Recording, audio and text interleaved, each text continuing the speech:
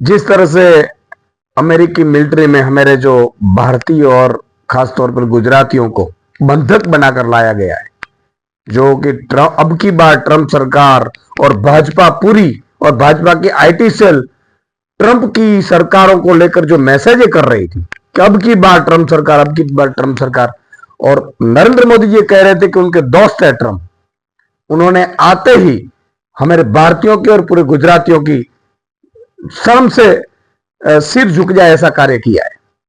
अब देखो, कोई भी आतंकवादी जैसा व्यवहार कैसे कर सकते हैं हमारे भारतीयों के साथ? ये अमेरिका करना क्या चाहता है? और हमारी विदेश नीति पूरी विफल रही है। विदेश मंत्रालय क्या कर रहा है, नरेंद्र मोदी जी क्या कर रहे हैं?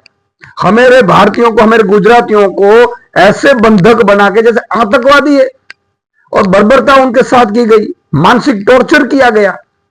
ये कहां का न्याय है? और अभी सरकार चुप बैठी है।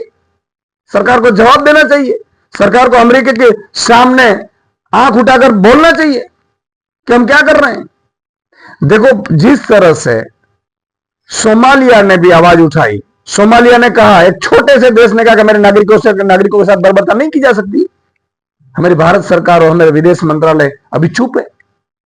देखो हमारे गुजरातियों की कैसे हालत की है। यहां से एक तो आपने व्यवस्था ऐसी गुजरात में की, भारत में ऐसी व्यवस्था की कि ना तो अच्छी शिक्षा हो सके, ना अच्छा बिजनेस कर सके, और मजबूरियन जान दांव पर लगाकर डंकी के रास्ते वो ये गए, अपनी जमीनें खेत बेच कर गए। और उनके साथ जिस तरह से, और पिछले 20 साल से रहने वाले 7.25 लाख भारतीयों के साथ ये ट्रंप जी ऐसा व्यवहार करने वाले हैं, ये तो बहुत ही बर्बरतापूर्वक है। ये मेरे पूरे भारत की नाक कटवाने जैसी चीज है। हमारे पूरे भारत को आज शर्मसार होना पड़ा है। हम आशा रखते हैं कि विदेश मंत्रालय और नरेंद्र मोदी जी इस पर चुप्पी तोड़े, और जिस तरह से नरेंद्र मोदी ट्रंप को मिलने वाले हैं, तो नरेंद्र मोदी जी को ट्रंप से ये बात करनी चाहिए, और अगले जो भी ये व्यवहार हुआ है, और अगले जो भी 18,000 अभी ये भेजने वाले हैं भारतीयों को, और भी 7.25 लाख भारतीय हैं जो कि सब कुछ छोड़कर अभी अमेरिका में व्यवसाय कर रहे हैं, बिजनेस कर रहे हैं, उनका क्या हाल होगा? इसलिए ये सरकार और ट्रंप सरकार आने के बाद जो उनके साथ बर्बरता की गई है, ये कभी भी भारतीय संस्कृति और भारतीय के सम्मान के खिलाफ है। इस पर तुरंत सरकार को जवाब देकर ट्रंप के खिलाफ, ट्रंप सरकार के खिलाफ उनको बातें भी करनी चाहिए, और आगे ऐसा ना हो ऐसा इंश्योर भी करना चाहिए।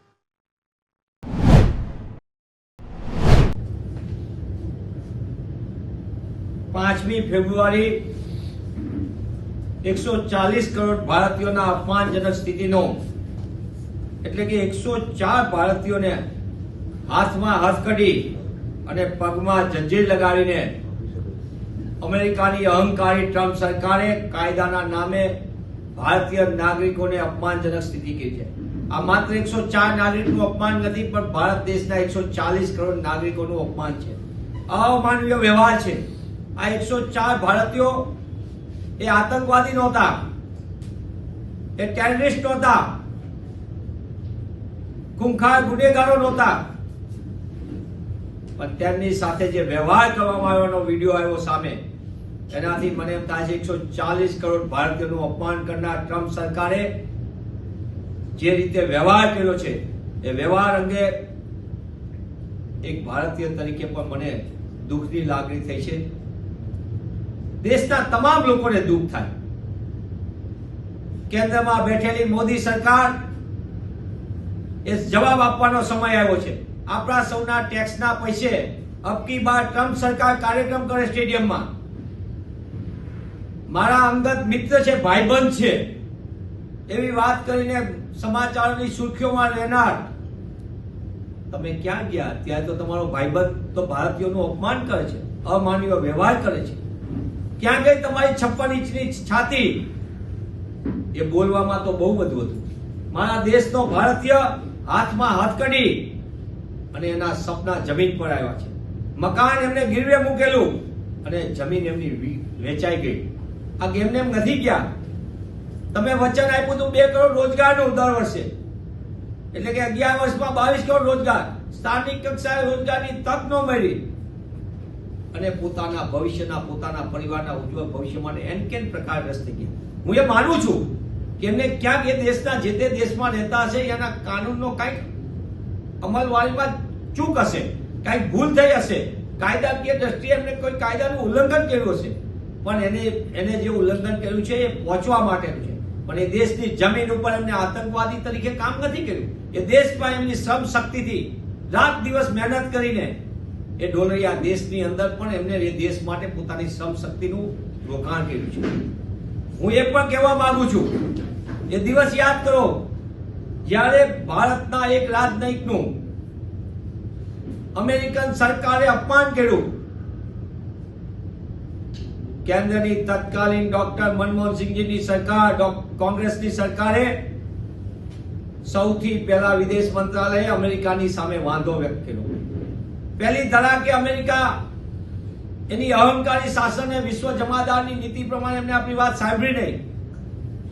બીજે જ દિવસે આપણે ફરીથી એમને કીધું અને બપોરે 3 કલાકે જે તે સમયે આપણા રાજનયિક સાથે અપમાનજનક વ્યવહાર કરનારી અમેરિકન સરકારને એની જમીન દેખાડવા માટે વિદેશ મંત્રાલયે અમેરિકન રાજદૂતની તમામ સુવિધાઓ પરત ખેંચી લીધી. માત્ર એટલું નહીં, આપણે સ્પષ્ટ સંદેશ આપ્યો ડોક્ટર મનમોહનસિંહની સરકાર, કોંગ્રેસની સરકારે કે તમે અમારા દેશના રાજનયિકનું અપમાન કર્યું છે, તાત્કાલિકપણે માફી માંગો, નકર અમે અમારા દેશની સાથેનો અમારો વ્યવહાર પણ તમારી સાથે એવો જ થશે.